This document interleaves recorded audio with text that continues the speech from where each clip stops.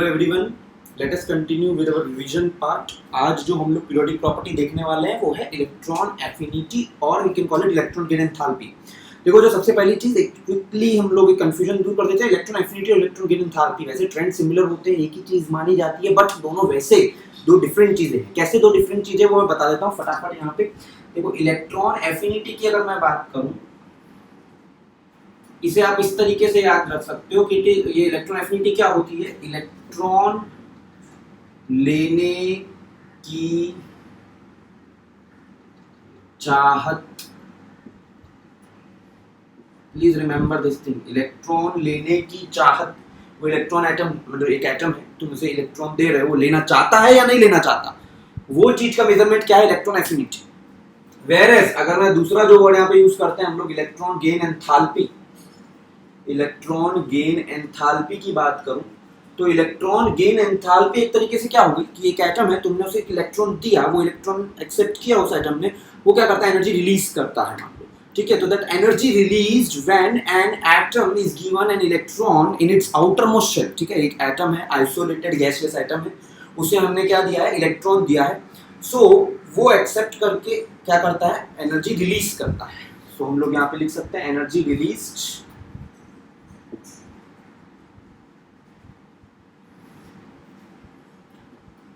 when an electron is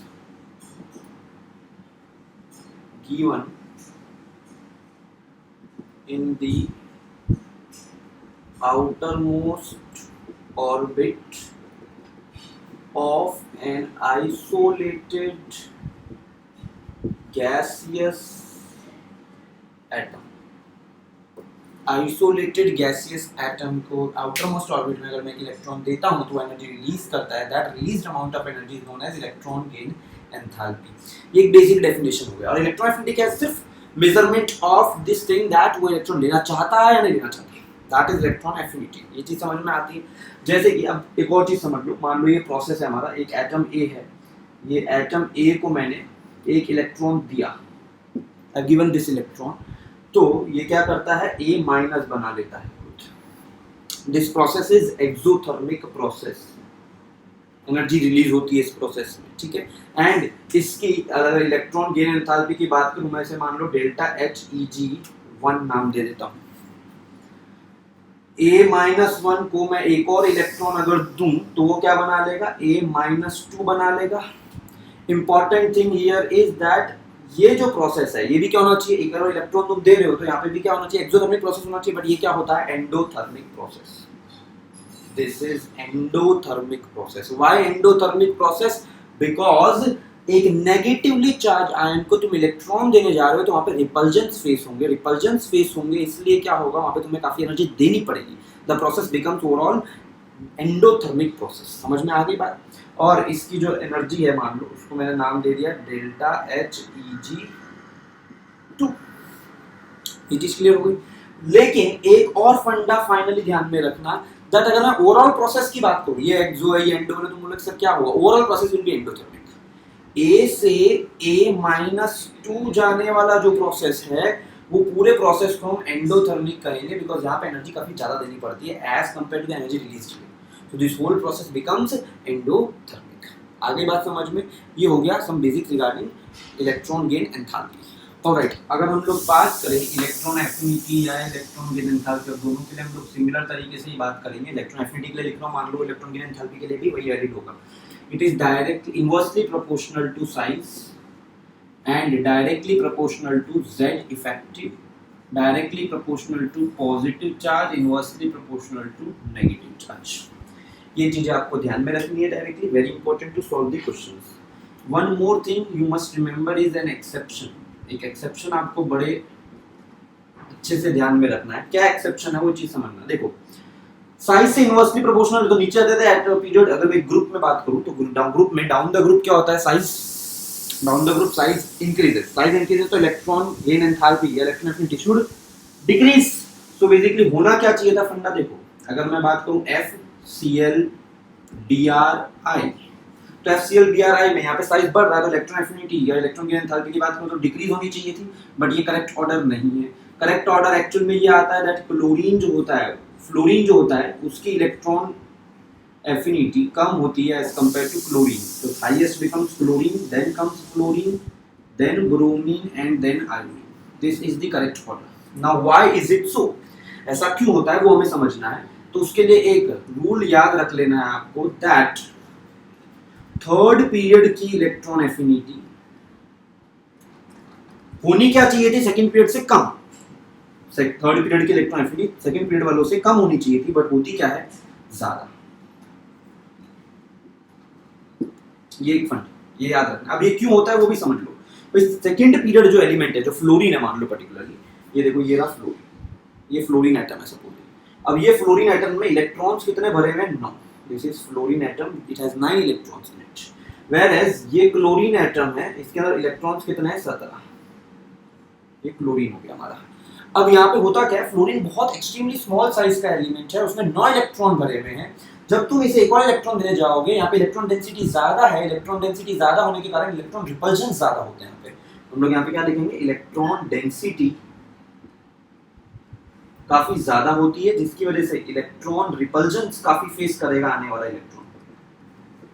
आने वाला जो इलेक्ट्रॉन है वो रिपल्जन ज्यादा फेस करेगा। Therefore we can say that electron affinity हो जाएगी, क्या हो जाएगी, कम हो जाएगी कंपैरेटिवली टू दिस थिंग। आ रही बात समझ में। सो ये एक एक्सेप्शन आपको पर्टिकुलरली ध्यान में रखना है, काफी काम में आता है ये इलेक्ट्रॉन एफिनिटी के क्वेश्चंस के अंदर। कुछ और एग्जांपल्स देख लेते हैं इलेक्ट्रॉन एफिनिटी से रिलेटेड।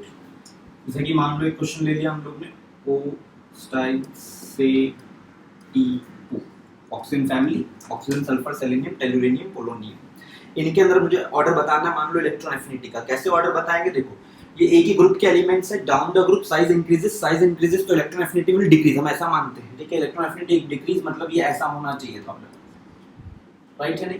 लेकिन ऐसा होता नहीं, ऐसा नहीं होता तो क्या होगा, देखो हमें पता है सेकंड पीरियड का जो एलिमेंट है, because of very small size, उसकी इलेक्ट्रॉन एफिनिटी क्या हो जाती है, डिक्रीज कर जाती है। अब एक चीज बताओ, हम लोग ने वहां पे फ्लोरीन क्लोरीन में देखा था कि सिर्फ सेकंड पीरियड और थर्ड पीरियड में इंटरचेंज हो जाता है, लेकिन यहाँ पे याद रखना पर्टिकुलरली ऑक्सीजन के अंदर इलेक्ट्रॉन एफिनिटी डिक्रीज होकर इतनी डिक्रीज होती है कि वो सबसे पीछे चले जाता है।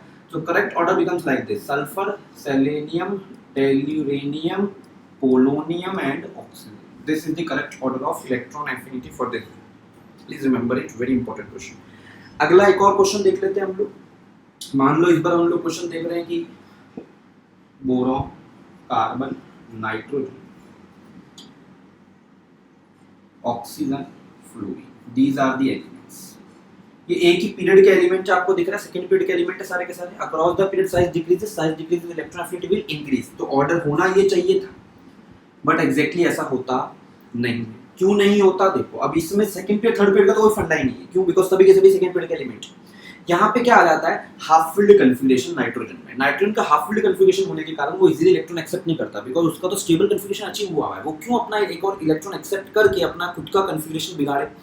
तो इसलिए इसकी इलेक्ट्रॉन एफिनिटी क्या होती है, काफी कम होती है। और वो कम कितनी हो जाती है, इन सबसे कम हो जाती है। So the correct order becomes like this, nitrogen, boron, carbon, oxygen, ये काफी एक्सेप्शनल ऑर्डर्स आपको देखने को मिलेंगे। इसलिए इलेक्ट्रॉन एफिनिटी पर्टिकुलरली क्वेश्चन जो होता है ना, काफी इंपॉर्टेंट हो जाता है। वहाँ पे एक्सेप्शन भरपूर है। So you have to do step by step सभी क्वेश्चंस ध्यान से। एक और क्वेश्चन ले लेते हैं। मान लो इस बार थोड़ा हम लोग मिक्स्ड क्वेश्चन लेते हैं, अलग अलग ग्रुप एंड अलग अलग पीरियड के एलिमेंट्स लेते हैं। मान लो नाइट्रोजन लिया, फास्फोरस लिया, ऑक्सीजन लिया एंड सल्फर लिया।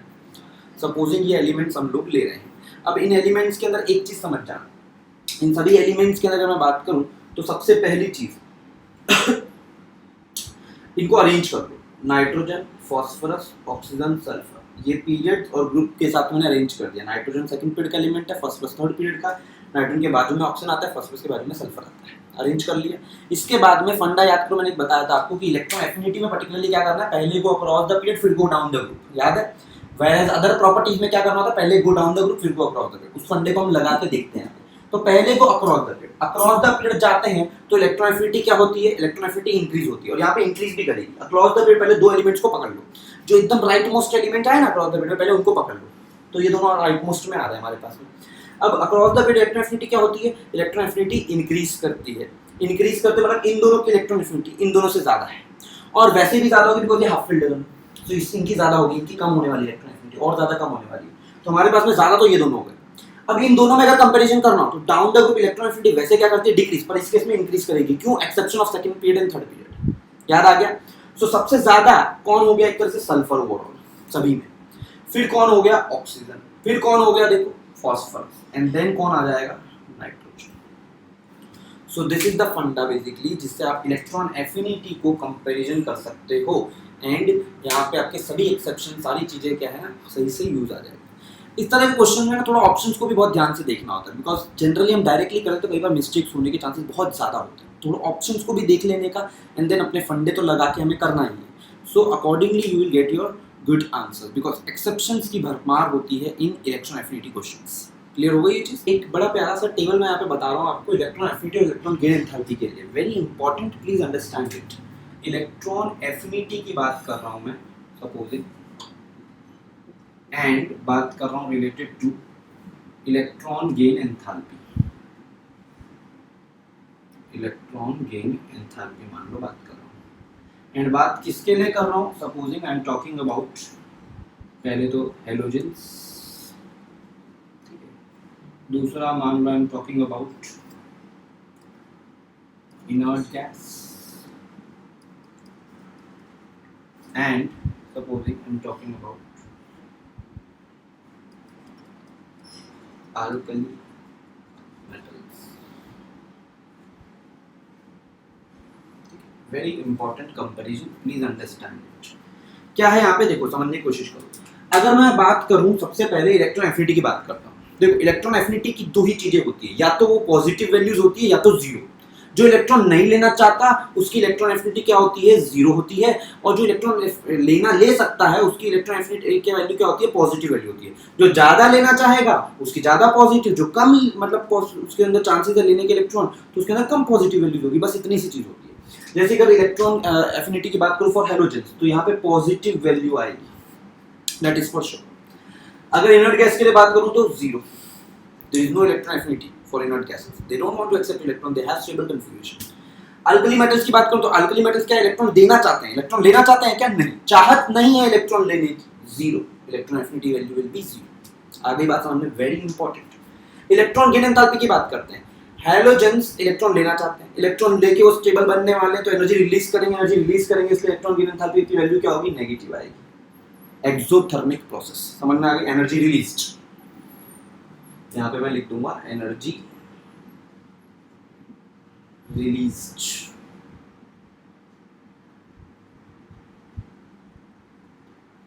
अब बात करते हैं इनर्ट गैस की। इनर्ट गैस इलेक्ट्रॉन लेना चाहता है क्या, नहीं लेना चाहता। तुम इलेक्ट्रॉन उसे मान लो देना चाहते हो, जबरदस्ती देना पड़ेगा, मतलब एनर्जी देनी पड़ेगी तुम्हें उसको, इनर्ट गैस को तुम्हें एंडोथर्मिक प्रोसेस करना पड़ेगा, इसलिए यहाँ पे क्या आ जाएगा, ये पॉजिटिव वैल्यूज होती है इलेक्ट्रॉन गेन एंथैल्पी की। हमने ऐसे पढ़ा है कि इलेक्ट्रॉन गेन एंथैल्पी क्या होती है, एक्सोथर्मिक प्रोसेस होता है, लेकिन याद रखना इनर्ट गैसेस के लिए क्या होता है, वो एक it is an endothermic process, energy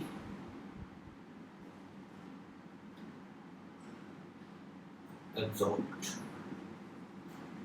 सही बात है ना, इसलिए एंडोथर्मिक प्रोसेस हो गई। अब यहाँ पे अगर मैं बात करूँ अल्कली मेटल्स की, अल्कली मेटल इलेक्ट्रॉन लेना चाहते हैं क्या, नहीं लेना चाहते। तुम उसे इलेक्ट्रॉन दोगे तो एनर्जी रिलीज होगी या गेन होगी। अब यहाँ पे एक बड़ा इंपॉर्टेंट चीज आ जाती है, ऑल्दो ये इलेक्ट्रॉन लेना नहीं चाहते, लेकिन इधर क्या था, ये भी इलेक्ट्रॉन लेना नहीं चाहते थे, बट यहाँ पे क्या था, शेल भी फुलफिल्ड था, there was no empty orbitals left out in the outer most shell, इसलिए वहाँ पे इलेक्ट्रॉन देना पॉसिबल भी नहीं था, इसलिए ओवरऑल मुझे एनर्जी देनी पड़ेगी। यहाँ पे क्या होता है ना, these also do not have tendency to accept electrons, but खाली जगह है, बिल्कुल है, आउटर मोस्ट शेल के अंदर बहुत सारी खाली जगह है, वहाँ पे इलेक्ट्रॉन दिया जा सकता है। इसलिए हम इलेक्ट्रॉन देने के वक्त शुरुआत में थोड़ी एनर्जी देनी पड़ती है, एंडोथर्मिक प्रोसेस होता है, बट एक बार इलेक्ट्रॉन एक्सेप्ट करता है तो वापस एनर्जी रिलीज होके ओवरऑल प्रोसेस को क्या बना देता है, वो ओवरऑल प्रोसेस को एक्सोथर्मिक ही बना देता है। तो यहाँ पे भी ये नेगेटिव आती है, ये बहुत इंपॉर्टेंट चीज होगी, बिकॉज हम इलेक्ट्रॉन एफिनिटी जीरो मान के यहाँ पे पॉजिटिव मानते हैं ना एनर्जी, यहाँ पे इलेक्ट्रॉन एफिनिटी जीरो मान के पॉजिटिव नहीं आ रही, नेगेटिव आती है। अब एक चीज यहाँ पे बस ये समझना, यहाँ पे भी एनर्जी रिलीज है, बट इधर इंपॉर्टेंट चीज क्या हो जाएगी, less energy will be release here, और इधर जो एनर्जी रिलीज होगी वो क्या होगी, ज्यादा एनर्जी रिलीज होगी, इधर कम एनर्जी रिलीज होगी, बिकॉज इधर भी जबरदस्ती तो करनी पड़ेगी शुरुआत में। ओवरऑल भले ही एक्सोथर्मिक बन रहा है, एनर्जी रिलीज हो रही है, but lesser amount of energy release. Very important comparison between these three different classes of elements. Alright, now let us move towards next periodic property. बड़ी सिंपल सी पीरियोडिक प्रॉपर्टी है electronegativity. Electronegativity बेटा कब picture में आती है? जब दो atoms की बात कर रहे हैं हम लोग। इलेक्ट्रॉन एफिनिटी कब पिक्चर में आती है? जब एक सिंगल एटम की बात करो तो भी चलता है।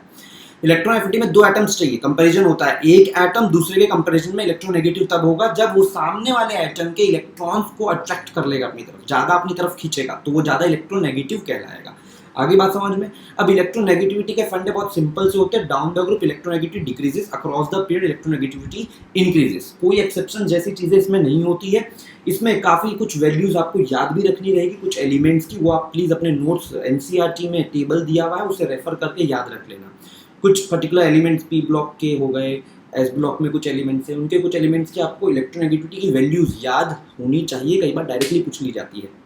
अनदर थिंग इज, एक इंपॉर्टेंट टॉपिक जो होता है इसके अंदर से जो बनता है वो है electronegativity scales. Different electronegativity measure करने के डिफरेंट स्केल्स है हमारे पास में, वो कुछ स्केल्स हमें स्टडी करने हैं। लेट अस सी, पहला स्केल जो है पॉलिंग स्केल। ठीक है, पॉलिंग स्केल क्या कहता है? It is basically based on bond energy and resonance energy. Direct MCQ बनते हैं इन चीजों के ऊपर से, प्लीज याद रखना, फैक्ट बेस्ड चीजें। फॉर्मूला क्या आ जाता है पॉलिंग स्केल का, ये आपको रट लेना है। You have to remember this formula. XA minus XB, XA and XB क्या होगा? Electronegativity of both elements A and B will be equals to 0.208 root over delta AB. What is this delta AB? It is resonance energy. तो यहाँ पर resonance energy को utilise करके electronegativity difference निकाला जा रहा है, इसलिए particular this theory is based on resonance energy. Resonance energy क्या होती है? Energy of the resonance hybrid structure जो बनता है वो minus energy of the most stable resonating structure. तो वो जो डिफरेंस होता है उसे हम रेजोनेंस एनर्जी कहते हैं।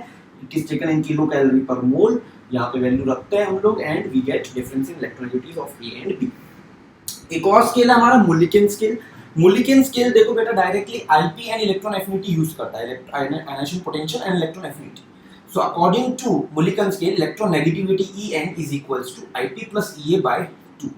Here electron volt per atom is the unit taken of these energies. समझ में आ गई बात?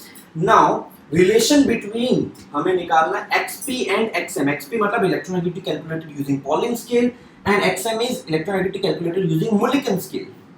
Pauling scale से जो हम electronegativity निकालते हैं, हमने experimentally देखा है कि वो Mulliken scale divide by 2.8 होता है।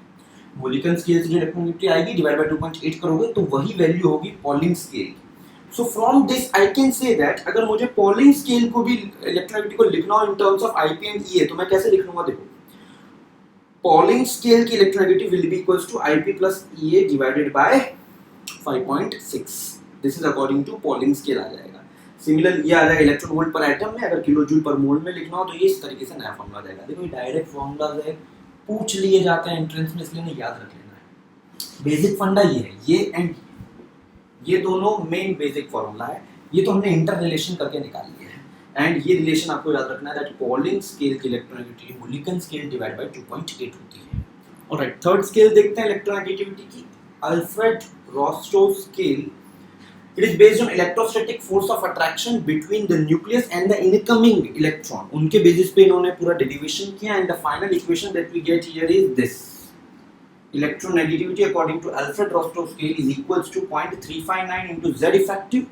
It is effective atomic number. This we have seen upon R square plus 0.744. This is the complete equation from which you will get electronegativity for an atom according to Alfred Roscoe scale. समझ में आ गई बात?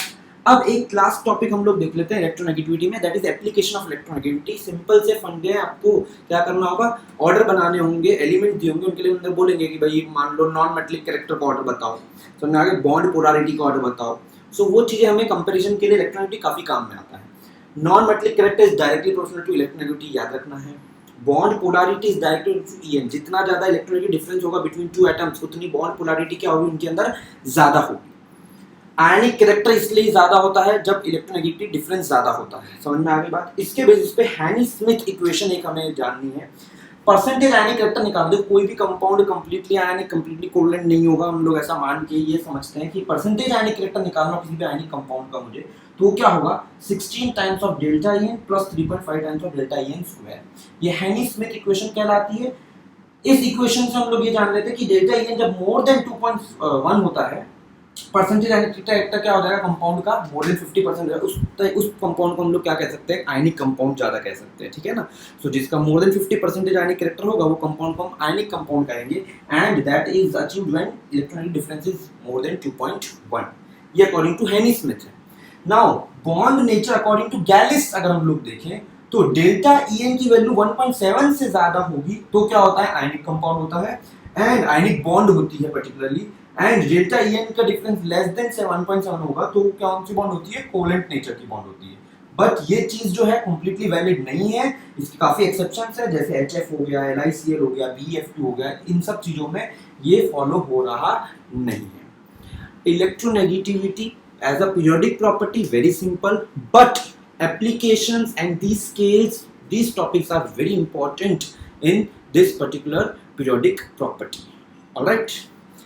इसके अलावा अब हमारे पास में last जो चीज रह जाती है पीरियोडिसिटी चैप्टर में हमें जो डिस्कस करनी होती है वो है पर्टिकुलरली एसिड बेस कैरेक्टर्स। लेकिन वो एसिड बेस कैरेक्टर्स हम लोग आयनिक इक्विलिब्रियम के एंड में काफी डिटेल में डिस्कस कर चुके होते हैं, वो मैं यहाँ पे इंक्लूड नहीं कर रहा। ये हमारा ओवरऑल हो जाता है पीरियोडिसिटी चैप्टर। इसके अंदर प्लीज अब आप लोग इस टॉपिक से रिलेटेड न्यूमेरिकल्स जो MCQs जो हो गए वो बहुत सारे MCQs लगा लेना फॉर प्रैक्टिस, एंड देन जो भी दिक्कतें हो you can post it to me, ठीक है ना। So please keep doing things regularly, आप लोग रेगुलरली काम करो, अपने आप till your examination you will be very much well prepared with confidence. Clear हो गई चीजें? ऑलराइट। सो अब हमारा जो अगला चैप्टर हम लोग शुरू करेंगे, ठीक है ना, उससे पहले आई वांट कि आप लोग इस चैप्टर को पूरा गो थ्रू कर लो। इसके रिलेटेड जो भी क्वेरीज है please send me to my WhatsApp number, and you can also do one thing कि मैं इसकी एक छोटी सी एक्सरसाइज जो है एज एन असाइनमेंट आपको देने वाला हूँ, just a very small exercise for quick revision. वो क्वेश्चन एटलीस्ट सॉल्व कर लेना, ठीक है। उसके अंदर जो क्वेरीज हो you can ask me directly, alright. So till then keep reading and keep watching the videos regularly, and one more thing, please be safe at home and don't go out right now. Be at home, study, take care of your family members. ठीक है? Thank you so much.